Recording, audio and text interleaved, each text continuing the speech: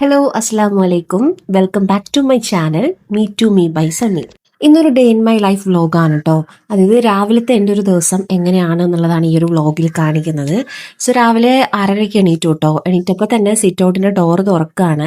തുറന്നപ്പോൾ തന്നെ ഒരാൾ പുറത്തോട്ട് ചാടിയിട്ടുണ്ട് കേട്ടോ. ആരുമല്ല, നമ്മുടെ പാത്തുവാണ്, നമ്മുടെ പെറ്റാണ്. ഓക്കെ, പൂച്ചയാണ്. അപ്പോൾ അവളെ നമ്മൾ സിറ്റ് ഔട്ടിലായിട്ടാണോ രാത്രി ഇടുന്നത്. അവൾ അവിടെയാണ് കിടക്കുന്നത്. സിറ്റ് ഔട്ട് എന്ന് പറയുമ്പോൾ ക്ലോസ്ഡ് ആയിട്ടുള്ളതാണ് കേട്ടോ. 2 പൂച്ചയുണ്ട്. ഒന്ന് നമ്മൾ കൂട്ടിലും ഒന്ന് നമ്മൾ വീട്ടിനകത്തുമാണ് കേട്ടോ വളർത്തുന്നത്. മറ്റേ പൂച്ച കുറച്ച് സ്കിൻ അലർജി ഒക്കെ ഉള്ളത് കൊണ്ടാണ് കേട്ടോ നമ്മൾ കൂട്ടിനകത്ത് ഇടുന്നത്. Hello, good morning. എല്ലാവർക്കും സുഖമാണോ? എൻ്റെ എടുക്കുകയാണ്. അപ്പോൾ ഇന്നത്തേത് എൻ്റെ ഡേ ഇൻ മൈ ലൈഫാണ്.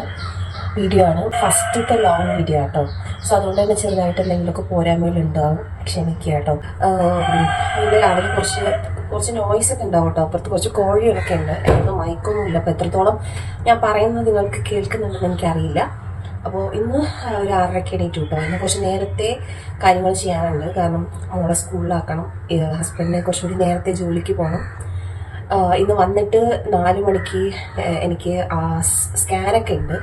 അപ്പോൾ അങ്ങനെ കുറച്ച് കാര്യങ്ങളൊക്കെ ഉണ്ട്. അപ്പോൾ അതൊക്കെ ഷൂട്ട് ചെയ്യാൻ പറ്റുമെന്ന് എനിക്കറിയില്ല. എന്നാലും രാവിലത്തെ കുറേ കാര്യങ്ങൾ ഷൂട്ട് ചെയ്ത് നിങ്ങളെ കാണിക്കാമെന്ന് വിചാരിച്ചു കേട്ടോ.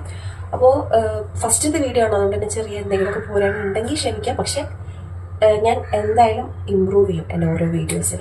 അപ്പോൾ രാവിലെ തന്നെ ഒരു ഗ്ലാസ് പച്ചവെള്ളം കുടിച്ചിട്ടാണ് കേട്ടോ ഞാൻ സ്റ്റാർട്ട് ചെയ്യുന്നത്. ഞാൻ കൂടുതലും പച്ചവെള്ളമാണ് രാവിലെ കുടിക്കാറ് വെറും വയറ്റിൽ. മുമ്പൊക്കെ ചായ കുടിക്കുമായിരുന്നു. ഇപ്പോൾ അതൊക്കെ ഞാനത് സ്റ്റോപ്പാക്കി. കാരണം നമ്മുടെ ഹെൽത്തിന് അത്ര നല്ലതല്ല. അപ്പോൾ വെള്ളം കുടിച്ചിട്ട് സ്റ്റാർട്ട് ചെയ്യുന്നത് നല്ലതാണ് കേട്ടോ.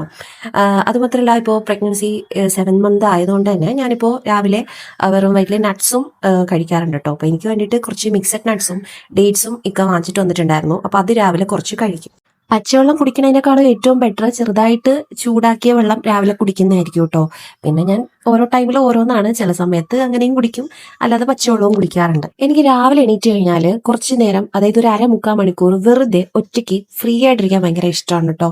അതായത് കുറച്ച് സ്ലോ ആയിട്ട് മോർണിംഗ് സ്റ്റാർട്ട് ചെയ്യുന്നതാണ് എനിക്കിഷ്ടം.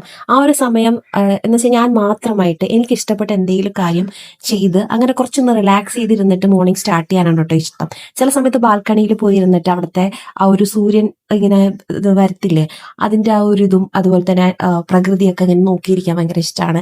അല്ലെങ്കിൽ ഞാൻ ജേണൽ എഴുതാറുണ്ട്, ഗ്രാറ്റിറ്റ്യൂഡ് ജേണൽ. അങ്ങനെ എന്തെങ്കിലുമൊക്കെ ചെയ്ത് എനിക്ക് ഇഷ്ടപ്പെട്ടത് ചെയ്ത് ഞാൻ ടൈം സ്പെൻഡ് ചെയ്യാറുണ്ട് കേട്ടോ. നമ്മൾ രാവിലെ എണീറ്റ പാടെ ഭയങ്കര ധൃതി പിടിച്ച് നിൽക്കുകയാണെന്നുണ്ടെങ്കിൽ അന്നത്തെ ദിവസം മൊത്തം നമുക്ക് ഫുള്ള് ഒരു ബിസി ഡേ ആയിരിക്കും. അതുമാത്രമല്ല, നമുക്കൊന്നിലും നല്ല രീതിക്ക് ഫോക്കസ് ചെയ്യാനായിട്ട് പറ്റത്തില്ല.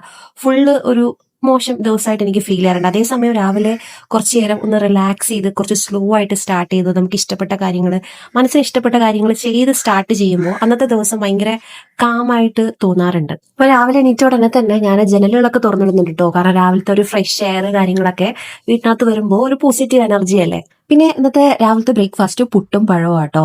പക്ഷേ എനിക്ക് പുട്ടും രസവും ഭയങ്കര ഇഷ്ടമാണ്, ഒരു കോമ്പിനേഷൻ. അതുകൊണ്ട് എനിക്ക് മാത്രം പുട്ടും രസവും, പിന്നെ മോൾക്കും ഇക്കാക്കും പുട്ടും പഴവും വെക്കാന്ന് വിചാരിച്ചു. നിങ്ങൾക്കും എന്നെ പോലെ പുട്ടും രസവും ഇഷ്ടമാണെങ്കിൽ ജസ്റ്റ് ഒന്ന് കമന്റ് ചെയ്യണേ, ഒന്ന് അറിയാനാണ്. ഞാൻ കുറേ ടൈപ്പിൽ രസം വെച്ചിട്ടുണ്ട്, പക്ഷെ ഒന്നിലും എനിക്കൊരു സാറ്റിസ്ഫാക്ഷൻ കിട്ടുന്നുണ്ടായിരുന്നില്ല. അങ്ങനെ ഞാൻ കുറേ ട്രൈ ചെയ്ത് യൂട്യൂബിൽ അവസാനം ഒരു റെസിപ്പി, രസത്തിന്റെ ഒരു റെസിപ്പി കണ്ട് ഞാൻ ട്രൈ ചെയ്തു കേട്ടോ.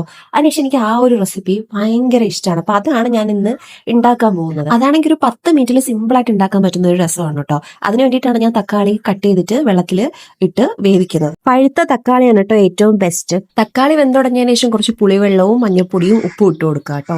മോൾക്ക് സ്കൂളിൽ സ്നാക്സ് ബോക്സ് കൊടുത്തു വിടാൻ വേണ്ടിയിട്ട് കുറച്ച് പോപ്കോൺ ഇരിപ്പുണ്ടായിരുന്നു. അപ്പൊ അത് റെഡിയാക്കുവാണ്. നമ്മുടെ രസത്തിന് വേണ്ടിയിട്ട് കടുക് താളിക്കാൻ വേണ്ടിയിട്ട് ഞാൻ പാത്രം വെച്ചിട്ടുണ്ട്. കുറച്ച് എണ്ണ ഒഴിച്ചിട്ട് നമ്മൾ കടുകും ഉലുവയും അതുപോലെ തന്നെ വറ്റൽമുളകും കരിവേപ്പിലയും ഒക്കെ ഇട്ട് കൊടുത്തിട്ട് നമ്മളൊരു മിക്സ്ചർ ആഡ് ചെയ്യുന്നുണ്ട്. കുരുമുളകും ജീരകവും അതുപോലെ തന്നെ കുറച്ച് വെളുത്തുള്ളിയും വറ്റൽമുളകും കൂടെ മിക്സിയിൽ അരച്ചെടുത്തിട്ട് അതിനെ നമ്മൾ ഇതിലിട്ടിട്ട് നല്ല രീതിക്ക് മിക്സ് ചെയ്യും. എന്നിട്ട് കുറച്ച് കായപ്പൊടി ഇട്ടൊന്ന് മിക്സ് ചെയ്തെടുക്കുക. ഇത് നല്ല രീതിക്ക് ഒന്ന് മിക്സ് ചെയ്ത് അത് ആ ഒരു പൊടിയുടെ ആ ഒരു പച്ചമുളകൊക്കെ മാറിയതിനു ശേഷം നമ്മൾ അതിലേക്ക് ഒഴിച്ചു കൊടുത്ത് നല്ല രീതിക്ക് വെട്ടി തിളച്ചതിന് ശേഷം നമ്മൾ കുറച്ച് മല്ലിയില അരിഞ്ഞ് അതിനകത്ത് ഇട്ടിട്ട് മൂടി വെക്കും. എന്നിട്ട് ഗ്യാസ് ഓഫ് ചെയ്യും. അത്രേ ഉള്ളൂ. എല്ലാം കൂടെ പറഞ്ഞു വന്നപ്പോഴത്തേക്കും ഇതൊരു കുക്കിംഗ് ചാനലായി പോയോ എന്നൊരു ഡൗട്ട്. കിച്ചണിലത്തെ കലാപരിപാടികളൊക്കെ കഴിഞ്ഞതിന് ശേഷം പിന്നെ മോളെ ഒന്ന് റെഡിയാക്കി ഡ്രസ്സൊക്കെ ചേഞ്ച് ചെയ്ത് എടുക്കുക എന്നുള്ളതാട്ടോ അടുത്ത പരിപാടി. ഇന്ന് വെനസ്ഡേ ആയതുകൊണ്ട് തന്നെ നമുക്ക് സ്കൂളിൽ കളർ ഡ്രസ്സാണ്. ഈ കളർ ഡ്രസ്സ് വരുന്ന ദിവസങ്ങളിൽ ഡ്രസ്സ് സെലക്ട് ചെയ്യുന്നത് ഭയങ്കര ബുദ്ധിമുട്ടുള്ള ഒരു കാര്യമാണ്. കാരണം ഞാൻ എടുത്തു കൊടുക്കുന്ന ചില ഡ്രസ്സ് അവർക്ക് ചിലപ്പോൾ വേണ്ടാന്ന് പറഞ്ഞിട്ട് അവൾക്ക് ഇഷ്ടപ്പെട്ട ഡ്രസ്സൊക്കെ ആയിരിക്കും ഇടുന്നത്. അപ്പൊ അതൊരു ചെറിയൊരു ബുദ്ധിമുട്ടായി. അവളെ കുളിപ്പിച്ച് ഡ്രസ്സൊക്കെ ഇട്ട് റെഡിയാക്കുക എന്നുള്ളതാട്ടോ വലിയ ടാസ്ക് ആയിട്ട് എനിക്ക് തോന്നുന്നത്. കാരണം ഒട്ടും സഹകരിക്കത്തില്ല ആ ഒരു ടൈമിൽ.